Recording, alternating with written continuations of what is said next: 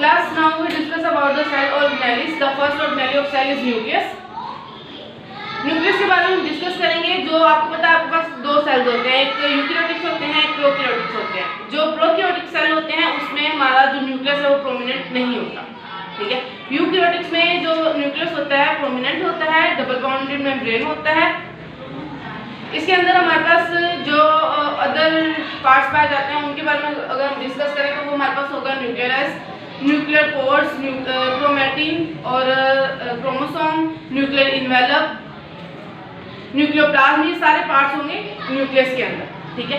अब जो eukaryotic cells में भी हमारे पास दो सेल्स आ जाते हैं, एक एनिमल सेल, एक प्लांट सेल। जो हमारे पास एनिमल सेल्स होते हैं उनमें जो ये होता है न्यूक्लियस, ये बड़ा होता है। अगर मैं आपको यहाँ पर छोटी सी डायग्राम बना के दिखाऊं तो यहाँ पे देखें, ये अगर हम कहें ये हमारे पास एनिमल सेल है, ये हमारे पास प्लांट सेल है, ठीक है। हमारे पास होगा क्या कि जो प्लांट सेल में होगा इसमें भी न्यूक्लियस होगा जरूर, लेकिन ये छोटा होगा। जो एनिमल सेल में होगा ये मेजर पार्ट होगा न्यूक्लियस का। वजह क्या है, इसमें हमारे पास होता है वैक्यूल, ठीक है। प्लांट सेल में हमारे पास बड़े साइज में वैक्यूल होता है। इस वजह से जब वो जैसे जैसे वैक्यूल बड़ा होता जाता है ना, न्यूक्लियस को वो साइड पे करता जाता है। इस वजह से हमारे पास प्लांट सेल में न्यूक्लियस छोटा होता है और एनिमल सेल में न्यूक्लियस बड़ा होता है। अब इसके स्ट्रक्चर की तरफ आए तो हमारे पास इसमें ये जो न्यूक्लियस होता है डबल बाउंडेड मेम्ब्रेन होता है। डबल बाउंडेड मेम्ब्रेन मतलब ये डबल मेम्ब्रेन होता है।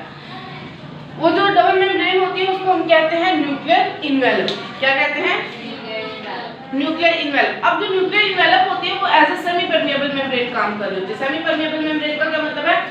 परमिएबल मतलब परमिशन देना, ठीक है। परमिशन से लफ्ज निकला है परमिएबल। और जो सेमी है, सेमी मतलब होता है हाफ, आधा, ठीक है। अब सेमी परमिएबल मेम्ब्रेन के तौर पे ये काम करती है।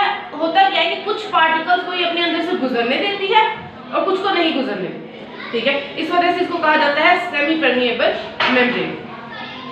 उसके बाद है हमारे पास न्यूक्लियोप्लाज्म। न्यूक्लियोप्लाज्म में हमारे पास क्या होता है? Nuclear envelope. ये हमारे पास न्यूक्लियर इन्वेलप है। इसके अंदर वाला ये जो पार्ट यहाँ होता है हमारे पास ग्रैन्युलर फ्लूइड, ठीक है। फ्लूइड मतलब समझ आ रहा है ना, ऐसी चीज जो बह सके, ठीक है। वो मटेरियल होगा उसको हम कहते हैं न्यूक्लियोप्लाज्म। ग्रैन्युलर इसको क्यों कह रहे हैं? क्योंकि इसके अंदर आपको नजर आ रहा है ये ऐसा ये स्ट्रक्चर अजीब सा नजर आ रहा है, इसकी वजह से इसको ग्रैन्युलर कहा जा रहा है। स्मूथ क्यों नहीं कह सकते? क्योंकि स्मूथ का मतलब बिल्कुल